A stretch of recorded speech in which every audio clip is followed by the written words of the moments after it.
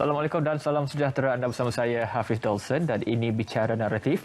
Bicara Naratif bersiaran setiap hari Isnin dan juga Selasa, dan pada malam ini anda bersama saya dalam tempoh 1 jam untuk kita membincangkan isu-isu penting, dan anda kini sudah menonton secara definisi tinggi di TV1, sudah berita RTM, mesti RTM Klik dan juga Facebook Live Berita RTM. Dan sementara itu, kalau anda ada persoalan berkaitan dengan topik yang kita ingin bincangkan pada malam ini, anda boleh ajukan mana-mana yang bersesuaian yang kami rasa perlu untuk ditanyakan kepada tamu yang sudah bersedia, maka saya akan tanyakan pada malam ini. Jadi teruskan bersama saya, dan pada malam ini kita ingin bercakap berkenaan dengan tajuk yang begitu panjang namun penting untuk kita melihatnya, iaitu program pengakuan sukarela dan pengampunan dalam sambutan Hari Kastam Sedunia 2022.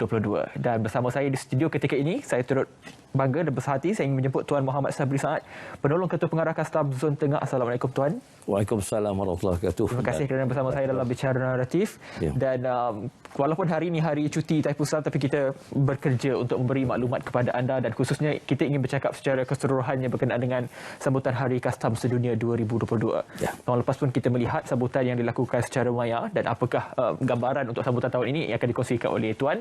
Dan kalau awal ini, kalau kita boleh kongsikan, semua tahu bahawa peranan dan juga fungsi kastam itu sendiri. Kalau sempat saya berbual dengan Tuan tadi, kalau dulu ataupun sekarang pun, kalau kita melalui pintu negara, jumpa kastam ni akan rasa berdebar-debar walaupun tak ada barang terlarang pun di bawah sebagainya. Tapi mungkin awal ini Tuan boleh kongsikan secara ringkas berkenaan dengan fungsi dan juga tugas Jabatan Kastam Diraja Malaysia ataupun kita sebut sebagai JKDM ini, untuk penonton kita mungkin yang baru ingin tahu fungsi sebenar JKDM ini, bukan sahaja dalam soal pungutan cukai dan sebagainya, tapi sebenarnya cakupan yang lebih luas untuk kita faham, Tuan. Okey, Assalamualaikum warahmatullahi wabarakatuh, dan salam sejahtera, salam satu Malaysia, salam keluarga Malaysia, salam keluarga Kastam. Alhamdulillah, berhubung dengan Jabatan Kastam Diraja Malaysia, kita ada berperanan untuk memacu pertumbuhan ekonomi. Jadi Kastam ni satu agensi khusus bagi memungut cukai, di mana yang tuan-tuan penonton penonton sedia ketahui, dan juga kita menjamin keselamatan dari sudut barangan yang masuk ke negara kita ataupun yang keluar daripada kita, yang mana peranan utama kita adalah utama sekali adalah untuk memungut cukai. Ini peranan kastam. Kalau kita tengok di mana-mana pintu masuk, sama ada darat, udara dan juga laut, kita akan berada di sana. Begitu juga peranan kastam ini, kita bukan sahaja memungut cukai di peringkat import, iaitu duty import, cukai jualan, cukai seperti cukai jualan import, duty import, duty excise dan sebagainya. Kita dapati bahawa peranan ini di peringkat kemasukan, iaitu duty atau cukai di bawah akta yang ditadbir oleh Jabatan Kastam. So kita juga ada dari segi cukai dalam negeri. Dari segi cukai dalam negeri ini adalah melibatkan cukai-cukai yang dipertanggungjawab oleh Jabatan Kastam, khususnya seperti cukai perkhidmatan, cukai kilangnya, cukai jualan, dan juga cukai ataupun duty excise bagi penghilangan barang-barang minuman keras, rokok, dan juga yang kita tahu bahawa terkini adalah pengenaan cukai excise bagi penghilangan barang-barang yang kandungan gulanya begitu tinggi, seperti minuman Coca-Cola, bicarbonate, untuk kita kenakan cukai. Ini yang telah kita lakukan dari segi penghilangan. Dan juga kita ada juga cukai yang baru yang mungkin kebanyakan penonton yang belum lagi mengetahuinya ataupun mungkin tidak aware atau sedar bahawa cukai dari sudut digital, iaitu pihak luar, itu syarikat-syarikat asing seperti Google, Amazon, dan kita ada juga Netflix yang membekalkan ataupun memberi perkhidmatan kepada pengguna di Malaysia. Contohnya anak-anak kita dari segi streaming videonya, gamenya dan sebagainya yang dilanggan. Semua ini tertakluk pada cukai yang diimport, kita panggil cukai digital. Dan cukai ini dibayar oleh pihak luar yang membekalkan perkhidmatan kepada Malaysia, dan orang Malaysia ataupun pengguna di Malaysia akan membayar kepada mereka, dan mereka akan bayar kepada ataupun mengiklannya kepada Jabatan Kastam. Inilah, iaitu cross border cukai yang ditanggungjawab kepada Kastam, sama ada di peringkat pintu masuk, iaitu barang, ataupun di peringkat penghilangan, perkhidmatan dan sebagainya. Juga Kastam juga untuk mengungutnya, dan juga cukai yang melibatkan pembekal perkhidmatan luar negara kepada pengguna. Inilah cross border yang mana ledakan e-commerce sekarang ini menyebabkan dunia sudah tiada sempadan lagi, dan Kastam berada di pintu masuk, udara, jalan raya dan laut, termasuk custom berada di bandar-bandar untuk mengutip cukai dalam negeri yang saya jelaskan tadi. Inilah peranan kita. Itu yang pertama, mengut cukai. Yang kedua, kita ada peranan yang kedua, kita memberi fasilitasi perdagangan. Kita memberi fasilitasi perdagangan kepada perindustrian. Contohnya, penggilang-penggilang kita memerlukan bahan mentah dari luar negara dan mereka layak untuk mendapatkan pengecualian. Di peringkat import, kita memprosesnya. Bagi penggilang-penggilang lokal tempatan, kita juga memberi prestasi perdagangan dari sudut kemudahannya, dari sudut pengecualian cukainya yang diberikan oleh Kementerian Kewangan ataupun yang memang ada dalam peraturan ataupun perundangan kita, cukai jualan dan sebagainya. Dan juga kita juga ada macam MIDA contohnya yang menggalakkan pelaburan, mereka juga mempunyai kuasa untuk mengeluarkan pengecualian cukai jualan ke atas bahan mentah dan mesin. Dan juga ada juga skim-skim tertentu di bawah Kementerian Kewangan yang menetapkan bahawa mereka-mereka yang mula menjalankan perniagaan, contohnya dalam bidang perhotelan, contohnya alat-alat perhotelan diberi di peringkat awal, katilnya, almari dan sebagainya, layak untuk dapat pengecualian. Dan inilah pengecualian yang diproses oleh pihak custom, sama ada di peringkat pintu masuk ataupun di bandar-bandar yang mana kita dilokasikan. Inilah yang kata peranan kita yang kedua, iaitu memberi fasilitasi kepada industri. Apabila kita memberi prestasi ini kepada industri dari sudut pertumbuhan ekonomi, akhirnya ekonomi kita akan berkembang, pelaburan kita akan masuk dan ianya akan memberi manfaat kepada kita dalam bentuk cukai langsung yang ditadbir oleh lembaga hasil dan juga cukai tidak langsung yang ditadbir oleh Jawatan Kastam Diraja Malaysia. Kita mencari cukai tidak langsung yang dibayar oleh pengguna dan juga pengimport dan sebagainya. Yang ketiga, kita juga peranan penting. Kastam, kita main peranan yang saya rasa sangat penting, iaitu kita menjamin keselamatan komuniti.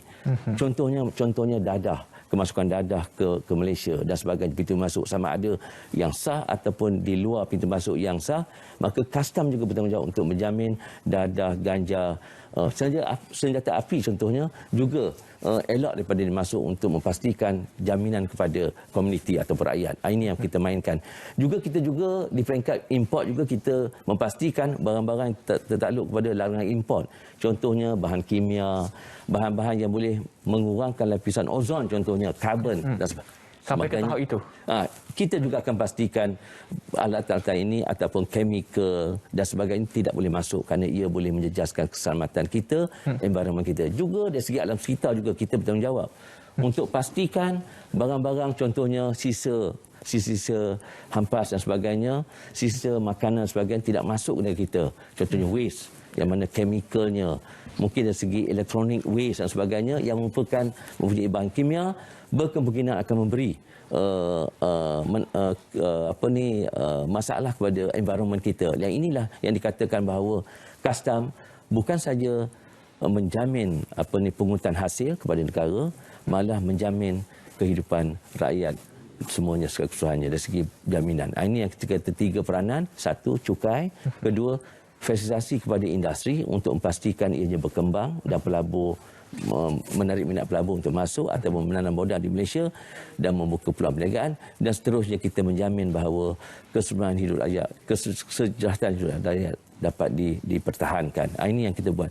Dan hasil nanti kita akan pulang balik kepada rakyat, walaupun kita kata akhirnya rakyat bayar cukai, tetapi hasil cukai itu akan dipulang kepada rakyat dalam bentuk pembangunan industrinya, memberi jaminan kepada mereka yang memerlukan dalam bentuk dana dan sebagainya. Dan inilah kata slogan custom memakmurkan negara. Ini dia.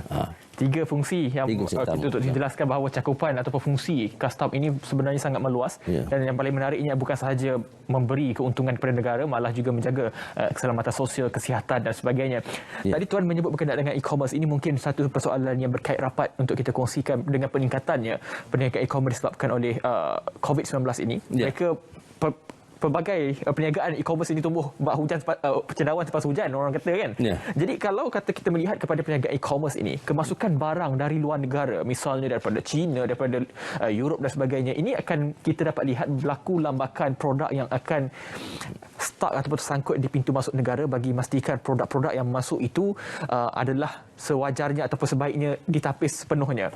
Mungkin ini menjadi satu beban baru kepada custom secara keseluruhannya. Bagaimana gambaran untuk dalam tempoh 2 tahun yang kita lalui ini berkenaan dengan barang-barang yang diimport daripada luar ini, Tuan? Ya, memang ini adalah satu ekonomi baru kepada negara malah di dunia, iaitu perkembangan ICT ataupun e-commerce dari segi ekonominya. Dan sinilah kita nampak ekonomi yang memberi peluang pekerjaan kepada rakyat Malaysia juga. Especially kalau kita tengok daripada platform-platform yang menjual barang e-commerce ini, semuanya pada asalnya mesti masuk ke negara kita melalui pihak custom. Itu asasnya? Asasnya. Sama ada dia masuk secara kontainer, secara pukal, ataupun kebanyakannya masuk secara courier services. Dan inilah custom akan pastikan bahawa 3 perkara tadi, kalau nilai barang itu melebihi tahap dikenakan cukai, pertama custom kena mengut cukai, peranan pertama sekali. Yang kedua, kita facilitate e-commerce supaya barang itu, barang yang merentas sepadang ini dapat bergerak dengan lancar. Ini yang paling penting. Custom memang kena pastikan bahawa barang itu bukan barang yang memudaratkan rakyat atau mengancam keselamatan. Malah custom kena pastikan pelepasan barang itu adalah cepat. Ini ditekankan oleh World Trade Organization. Pelepasan barang rentas sebadan adalah begitu menekan untuk pastikan ianya bergerak, flow of good itu bergerak dengan pantas. Termasuk juga orang. Orang keluar masuk secara udara pun macam tu. Pergerakan passenger ini perlu dilepaskan cepat, tetapi custom mesti pastikan bahawa barang-barang yang dibawa itu layak atau tidak pengecualian, ataupun ada barang-barang yang boleh mengancam keselamatan. Ini yang kita kata cabaran custom, especially macam e-commerce itu, memang kita terpaksa menggunakan alat-alat pengimbas dan sebagainya untuk pastikan pasal-pasal itu tidak membawa barang-barang yang boleh mengancam ataupun yang dilarang untuk import, contohnya dadah dan sebagainya. Tetapi inilah saya rasa cabaran di peringkat pintu masuk yang untuk kita pastikan bahawa barang-barang itu benar boleh masuk. Yang kedua, adakah dia tertakluk pada cukai atau tidak, kita kena kutip. Yang ketiga, dari segi keselamatan kepada komuniti, ini juga yang menjadi cabaran yang kita buat. So dari segi custom memang kita telah pun di-equipkan ataupun peralatan kereta untuk seperti mesin pengimbasnya, di peringkat kargo ataupun di pelabuhan memang kita ada kelengkapannya. Dan memang akan masa yang datang kita akan adakan banyak lagi scanner mesin yang telah pun diberikan oleh pihak custom. Kementerian Keuangan di bawah Yang Mulia Menteri Keuangan kita yang telah memberi jumlah peruntukan tinggi untuk kita mendapatkan peralatan baru bagi menangani isu di peringkat pelepasan custom, barang-barang e-commerce dan juga barang penumpang dan sebagainya. Ini bermakna congestion yang berlaku ataupun kesesakan itu dapat diatasi dengan baik. Inilah peranan custom yang kalau kita dapat lihat memainkan peranan yang penting. Ini 3 fungsi awal yang dikongsikan oleh Tuan, dan tadi Tuan menyebut berkenaan dengan belanjawan dan sebagainya. Itu yang tadi kita dapat lihat sebelum kita bersiaran tadi. Kita beri laluan kepada rancangan inklusif juga bersama dengan Yang Berhormat Mulia Menteri Keuangan sendiri untuk kita bercakap berkenaan dengan pelbagai perancangan. Dan kalau kita lihat, saya boleh meneliti pembentangan bajet 2022, kerajaan sedang meneliti langkah bagi meningkatkan hasil cukai melalui peningkatan pematuhan cukai. Bagaimana sebenarnya perkara yang diumumkan oleh Yang Berhormat Menteri Keuangan ini yang boleh diambil oleh JKDM ini supaya langkah yang diambil itu berketepatan dengan apa yang dihasratkan oleh kerajaan itu sendiri? Ya, kaedah JKDM sebenarnya kita ada pelan tindakan strategi kita untuk tempoh 5 tahun 2020 hingga 2024. Dan salah satu fungsi atau fokus kita adalah untuk meningkatkan hasil dan juga memberi fasilitasi yang lebih mantap kepada semua termasuk industri.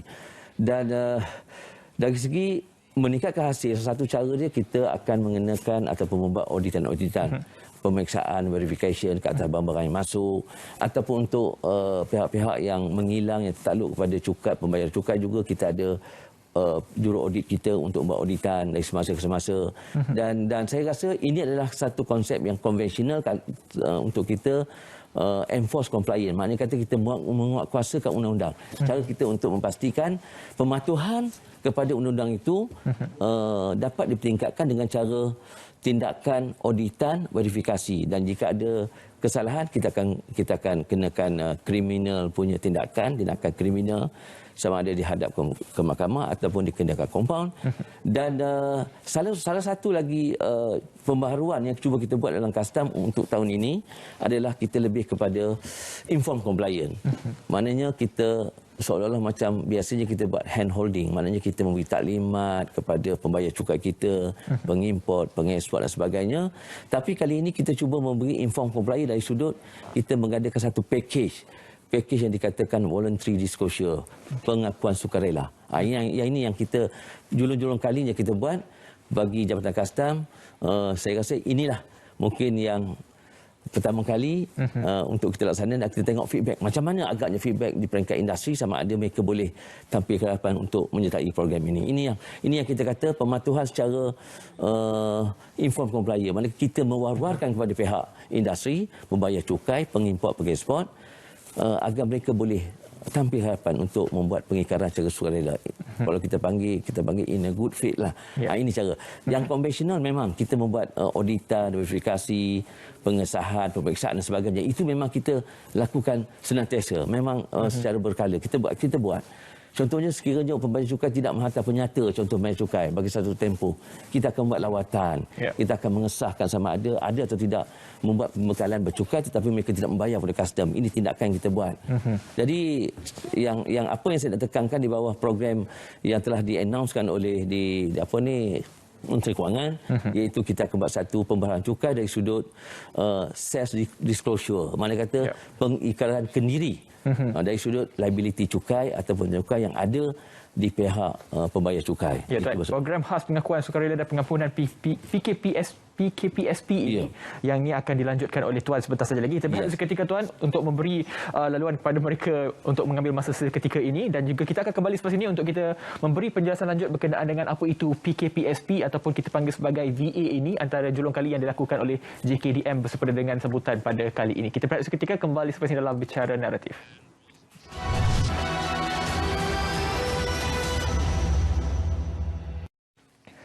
Baik, kembali bertemu dalam Bicara Naratif. Masih lagi kita membincangkan berkenaan dengan dua tumpuan utama kita ingin bincangkan pada malam ini. Program pengakuan sukarela dan pengampunan, dan juga sambutan Hari Kastam Sedunia 2022 yang sudah memasuki usia 40 tahun.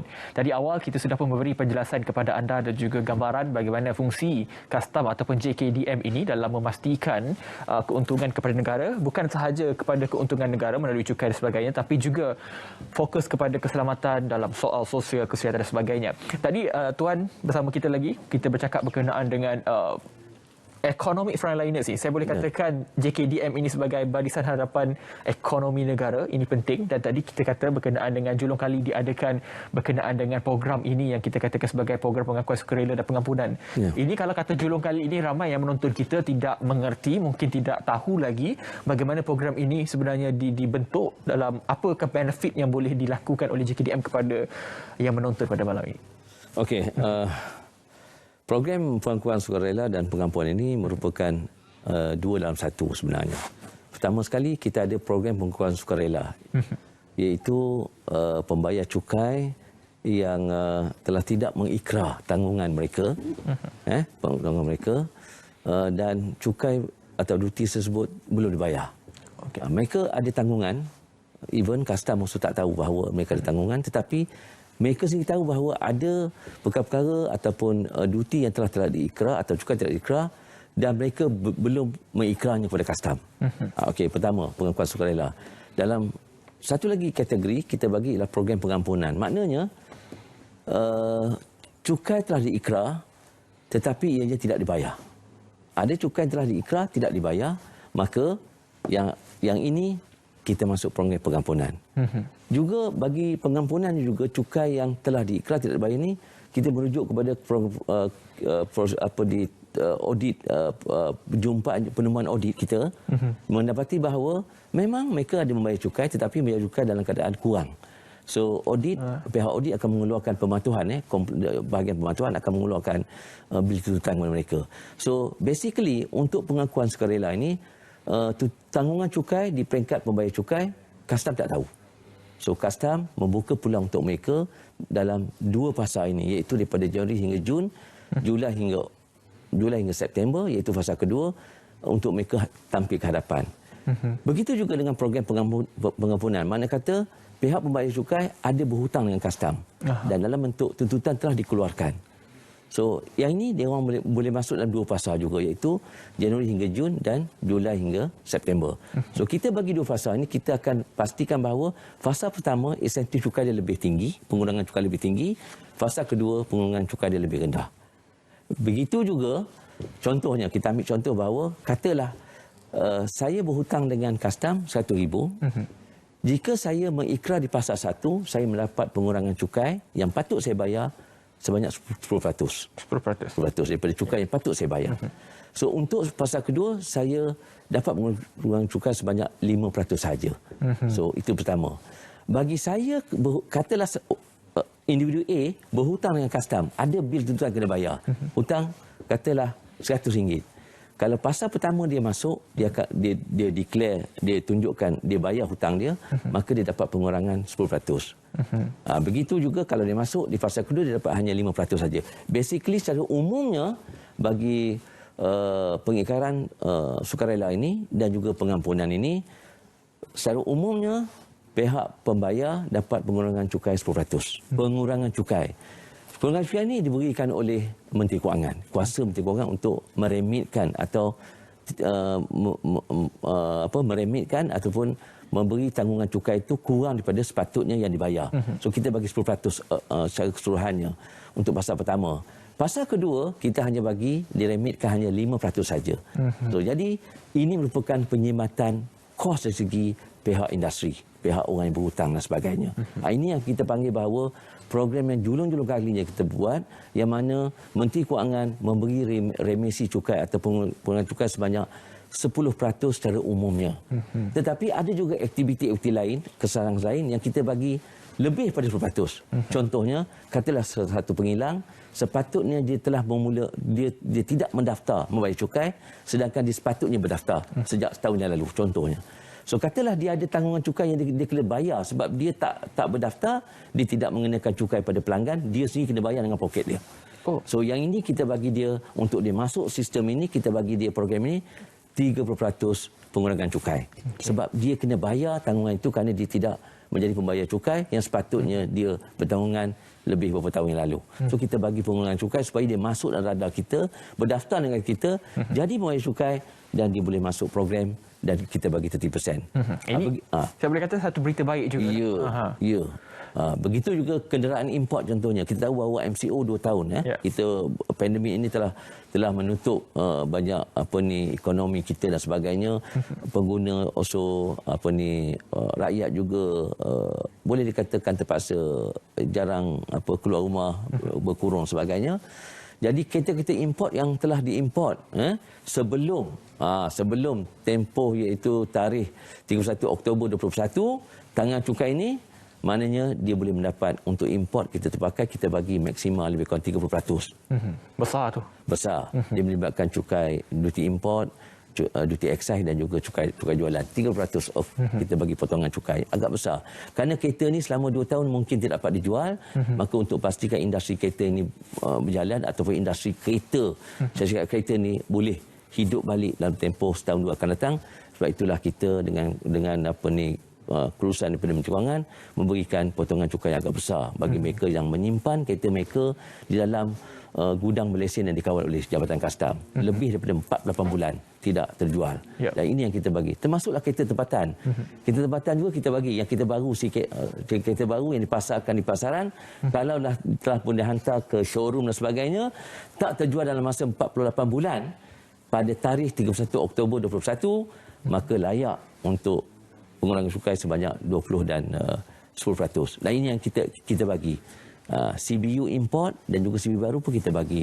Maksimal kita bagi 30% untuk cukai. Kerana kenderaan ini saya ingat telah simpan lama kerana tiada pembeli di era 2 tahun setelah. Yang terhenti itu. Ya, sebab itulah kerajaan bagi untuk yang penjana, pemerkasa, untuk kereta import dia bagi 50% ataupun 50% cukai jualan pengecualian. Sekarang kita nampak di manakah hasil daripada program penjana dan sebagainya. Bila kita sebut tentang berita baik ini, walaupun Tuan sudah kongsikan akan dimulakan tahun ini melalui 2 fasa September nanti, ada yang mungkin tertanya adakah program ini akan berlangsung pada tahun ini bersempena dengan 40 tahun atau ia akan dilanjutkan, sebab walaupun angka 30% itu mungkin pada kita nampak kecil, tetapi pada mereka nampak besar. Jadi bagaimana? Ini mereka nanti jawapan, adakah ia akan dilanjutkan lagi atau hanya istimewa untuk tahun ini saja? Yang istimewa lagi ialah yang saya sebut tadi dari segi remisi cukai cukai yang kita dapat juga remisi penalti. Remisi penalti ini diberi di bawah Ketua Pengarah Kastam, kuasa di bawah Ketua Pengarah Kastam.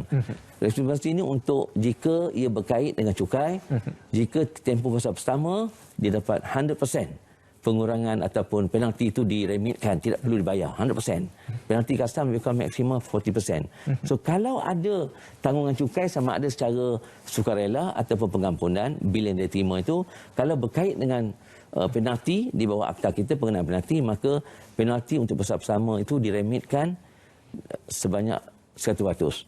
Kalau dia masuk fasa kedua, dia akan dapat hanya 50% saja. Inilah satu cost saving atau penjabatan kos kepada pihak industri, khususnya selepas 2 tahun kita mengalami era pandemik yang mengekang pergerakan dan juga sektor-sektor perniagaan terkesan atas pandemik ini. So inilah langkah kerajaan melalui Jabatan Kastam, iaitu Kementerian Kewangan, melalui Jabatan Kastam, kita mengadakan dulu kalinya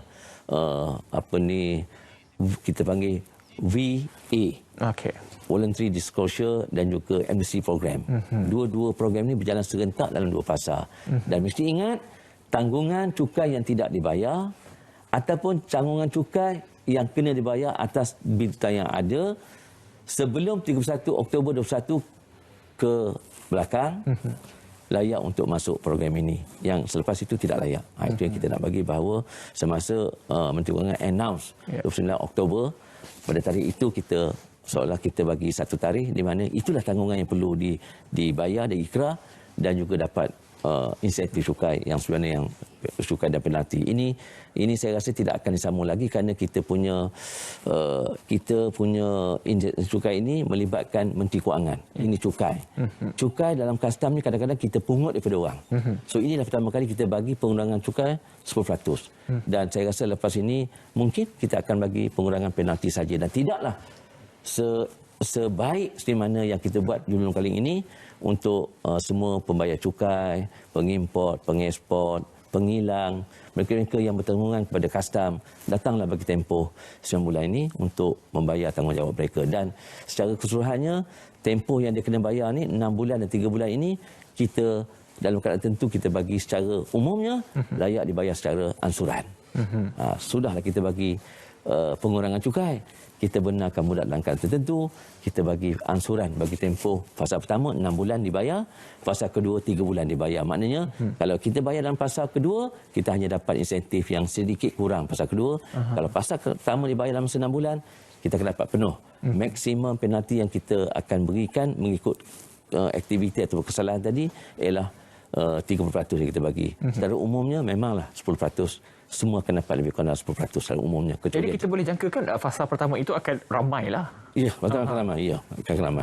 Sebab itulah kita buat fasa pertama dan fasa kedua supaya mereka datang lebih ramai di fasa pertama. Ini juga memberi hasil kepada kerajaan, kepada Kementerian Kewangan. Dalam masa yang sama. Ya, ini adalah program peningkatan pematuhan. Salah satu program yang diwar-warkan oleh WCO, World Customs Organization, dan juga NGO-NGO di peringkat dunia yang berkaitan dengan percukaian juga mengatakan bahawa WIDI ini merupakan satu cara untuk meningkatkan pematuhan cukai di kalangan pembayar cukai. Ya. Bila dia masuk ke dalam WIDI ini, dia akan terus membayar cukai pada masa-masa akan datang. Ini yang kita nak. Baik, apabila melibatkan pengecualian cukai dan sebagainya, tentu ia melibatkan isu teknikal, melibatkan nombor dan sebagainya, itu juga menjadi bebanan sebenarnya kepada Kementerian Kewangan dalam memastikan bahawa walaupun pengecualian diberi, ia tetap menyumbang kepada pendapatan negara. Walaupun kita sudah menyebut berkenaan dengan soal 2 fasa ini, ramai yang tertanya juga Tuan berkenaan dengan bagaimana mereka ingin apply ataupun mendapatkan maklumat lanjut berkenaan ini. Ini kita akan kongsikan. Saya saja bergantung soalan ini supaya anda tidak ke mana-mana dahulu. Kita akan berehat seketika, kembali lepas dalam Bicara Naratif.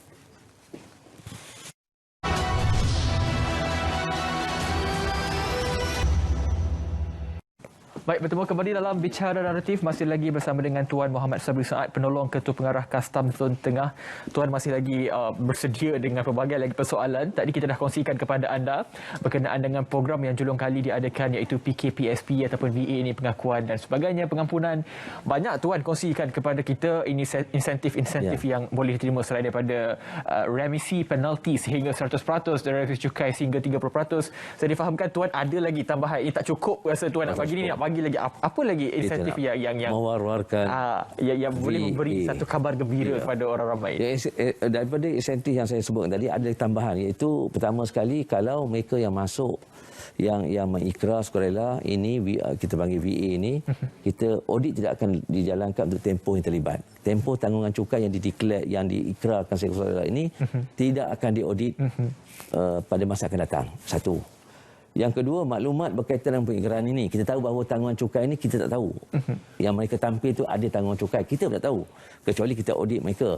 So, kalau mereka tampil ini, maklumat berkaitan dengan pengikraran tanggungan mereka ini, kita tidak akan dedahkan kepada sesiapa sekalipun. Ini di bawah akta kita ada.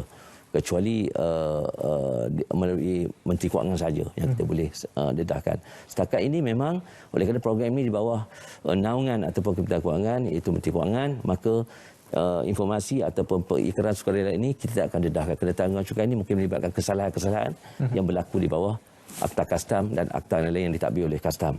Jadi tanggungan ini punca kuasa daripada akta yang kita tadbir. So, dengan pengikrarannya ini, tanggungan mereka ini merupakan satu kesalahan sebenarnya. Mereka telah bayar serendah, telah membuat pengikraran yang tidak benar ataupun terkilaf bayar kurang dan sebagainya, maka ianya melibatkan kesalahan kriminal di bawah akta kita. Dan untuk tempoh 9 bulan ini, sesiapa yang mengikrar di bawah ini, kita akan mengenakan kompaun yang sangat minimal, iaitu RM500 untuk RM100,000 ke bawah tanggungannya, dan kalau lebih RM1,000 ke atas, kita akan mengenakan flat rate ataupun kadar rata, iaitu RM1,000 sahaja. Ini dia. Maknanya walau kesalahan mana sekalipun yang diikrar dalam satu pengikraran, kalau ada 5 kesalahan, ada 5 tanggungan cukai yang belum dibayar, maka kita akan bagi maksimal RM1,000 sahaja, ataupun kalau RM1,000 ke bawah kita bagi RM500 sahaja. Ini yang kita kata program ini hanyalah untuk memastikan bahawa mereka tampil saja, datang dan membuat pengikraran dan membayar dalam tempoh 6 bulan ataupun 3 bulan fasa kedua, maka mereka akan dapat insentif cukai dan kompaun dikenakan amat minimal pada kali ini kita tawarkan. Selepas ini, tuan-tuan, kalau kita jumpa tanggungan cukai tidak dibayar dan sebagainya, kompaun ini akan lebih tinggi, tindakan itu akan diambil, itu saja. Jangan lepaskan peluang ini. Sekarang kali kita ulang tentang apa yang anda boleh dapat daripada insentif ini. Ingat A. Right. Okey, itu dia lambang VA ini. Satu peluang yang anda boleh ambil dalam tempoh 9 bulan bermula hari ini, Januari sehingga September nanti, melalui 2 fasa. Itu yang dikongsikan. Tapi ramai juga tanya-tanya, Tuan. Banyak dah kita kongsikan tentang insentif ini. Tapi bagaimana cara mereka untuk dapatkan maklumat lanjut, apply-nya bagaimana, apa saluran-saluran yang boleh mereka dapatkan, atau hanya tertumpu kepada KDM, bagaimana cara? Jadi untuk memudahkan pengikraran dibuat, sama ada secara untuk pengikraran sukarela ataupun pengampunan program ini, 2 program ini adalah satu, maka mereka boleh membuat secara online. Kita ada sistem untuk mudahkan pengikraran, iaitu myva.customs.gov.my, ataupun boleh hubungi pusat panggilan kita, iaitu pusat panggilan kita 1300 88 8500, atau boleh email pusat panggilan custom CCC Custom Call Center @custom.gov.my. Boleh pergi ke website kita also. Dalam website kita juga kita ada panduan-panduan berhubung dengan WA, soal jawab Q&A, soalan biasa yang kita masukkan Q&A untuk lazim, untuk mereka lebih mudah faham. Dan kita ada dalam website kita. Boleh masuk ke myva custom.gov.my, ataupun masuk dalam kita punya layari website JKDM Malaysia. Ada 3 platform yang anda boleh gunakan melalui apa yang dikongsikan oleh Tuan sebentar tadi, berkenaan dengan bagaimana ingin anda mendapatkan maklumat lanjut berkenaan dengan VA itu sendiri yang dikongsikan oleh Tuan. Baik, kita sudah bercakap berkenaan dengan program pengakuan sukarelawan dan juga pengampunan ini, dan kini kita bergerak kepada 40 tahun sambutan Hari Kastam Sedunia, dan ini merupakan sambutan bukan di peringkat Malaysia sahaja. Ini melibatkan komuniti seluruh dunia, apatah lagi diiktiraf oleh WCO, World Custom Organization. Mungkin untuk tahun ini, kalau kita lihat sambutan tahun lepas juga mencipta sejarah tersendiri, dan untuk kali ini program yang bakal disambut, apa pengisian untuk sambutan ke 40 tahun ini? 40 tahun ini, Hari Kastam Sedunia ini merupakan acara tahunan di peringkat WCO, World Custom Organization.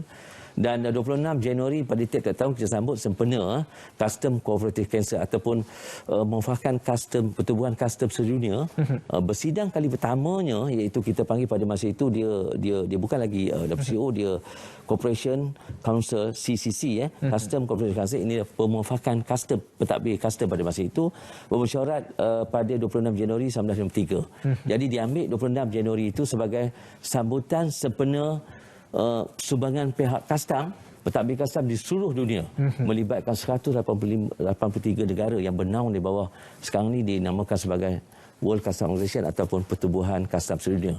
So Custom Malaysia merupakan ahli kepada World Custom Organization.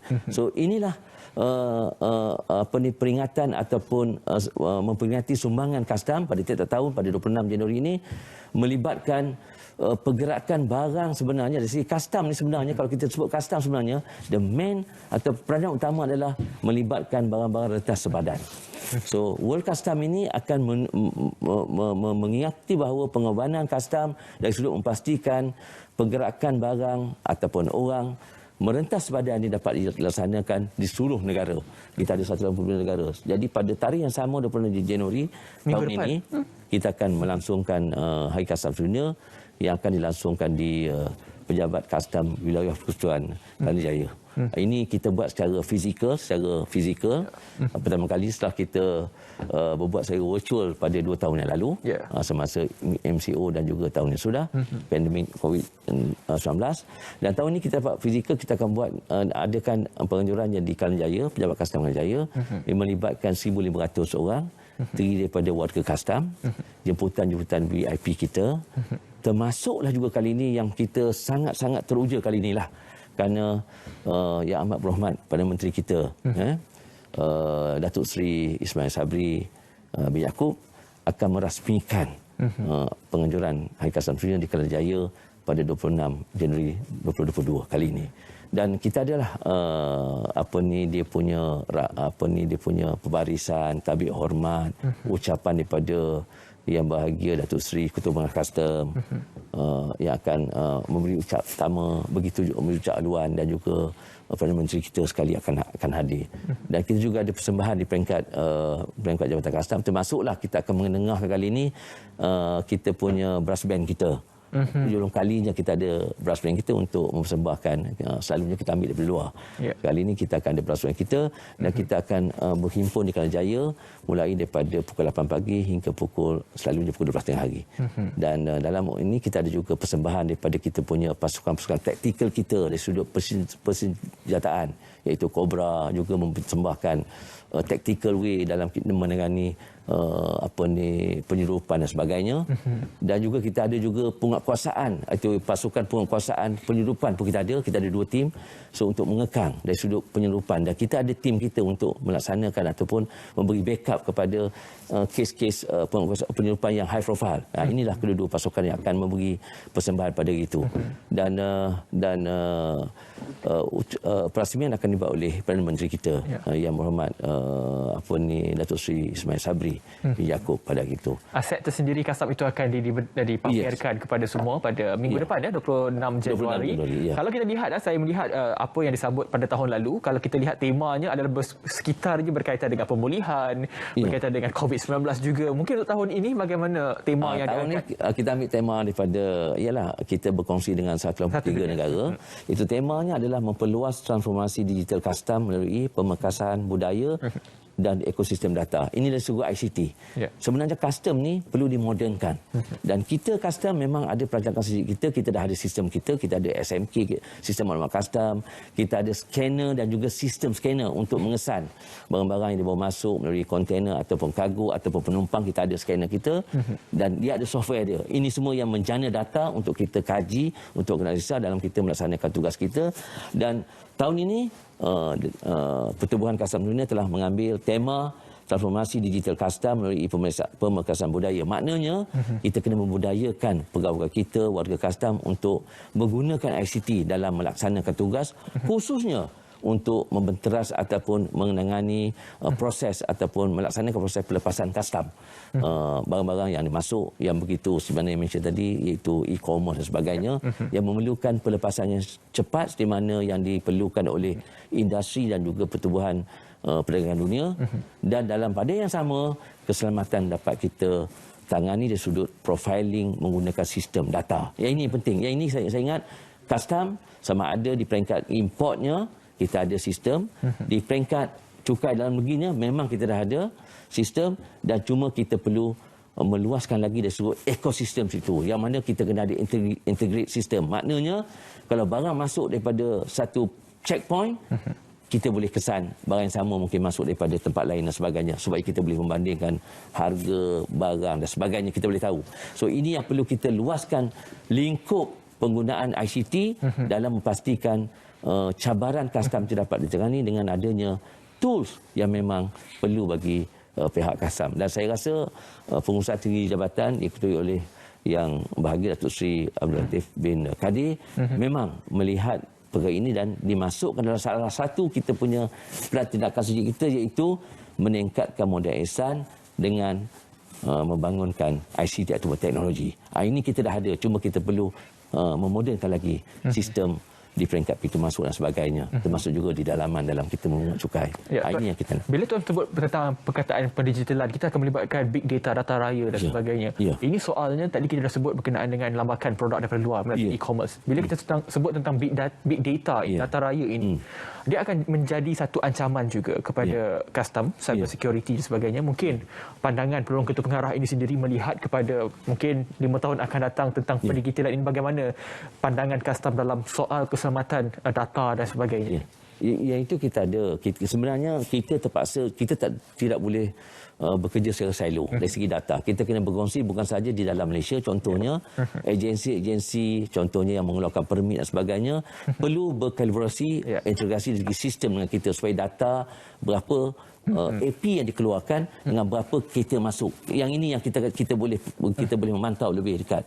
So kita kena kongsi. Dari security kita ada pihak yang bertanggungan untuk menjaga security data di Malaysia, kita ada.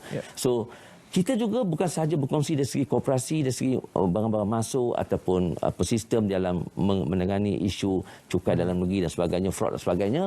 Kita juga kena berkooperasi toward negara-negara lain juga.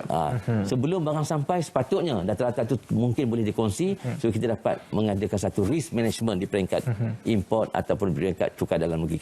Kita kena ada itu.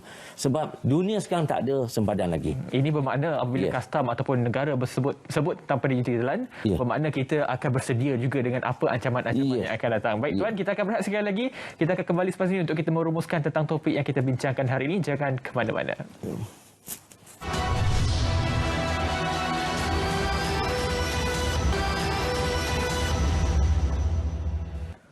Baik, bertemu kembali masih bersama dengan Tuan Muhammad Sabri Saad, penolong Ketua Pengarah Kastam Zon Tengah.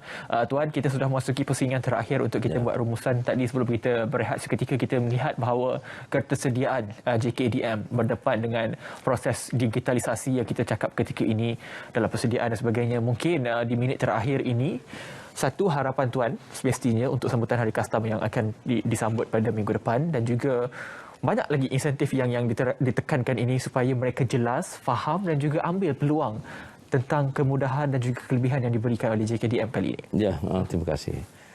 Dalam Hari Kastam ni kita juga akan, antara agenda yang saya nak ceritakan ada, kita akan menyampaikan CJ kepada pegawai kita yang telah memberi perkhidmatan cemerlang, yang kita panggil CJ WCO lah, World Custom, yang dikeluarkan World Custom.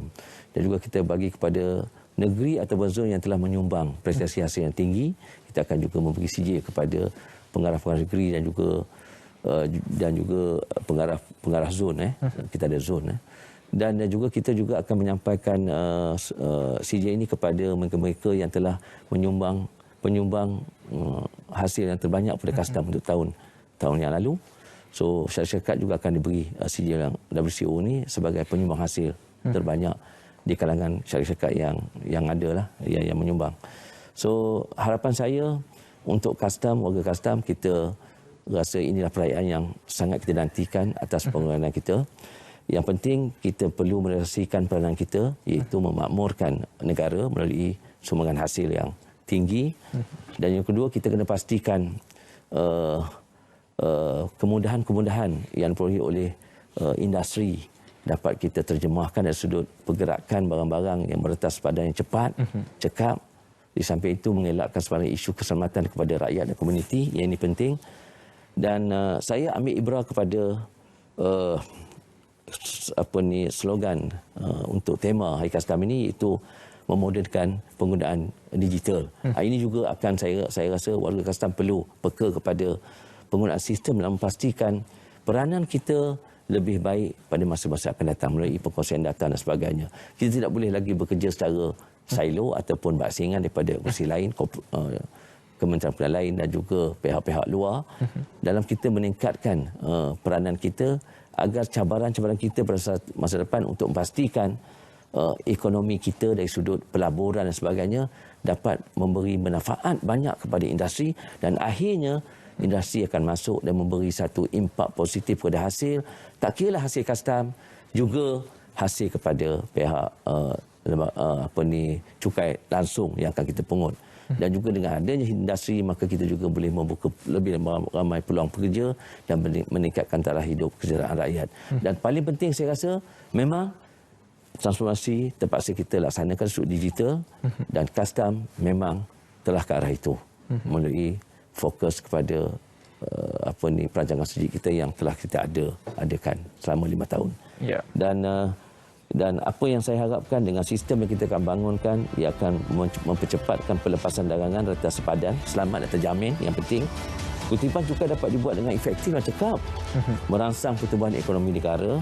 Akhir sekali, Jabatan Kastam dapat penuhi slogan kami, berkhidmat untuk memakmurkan negara, cukai dari rakyat dan diberikan balik kepada rakyat dengan meningkatkan peluang pekerjaan, pendidikan, sosial, kesihatan dan pembangunan keseluruhannya. Sekian saja. Terima kasih. Terima kasih Tuan.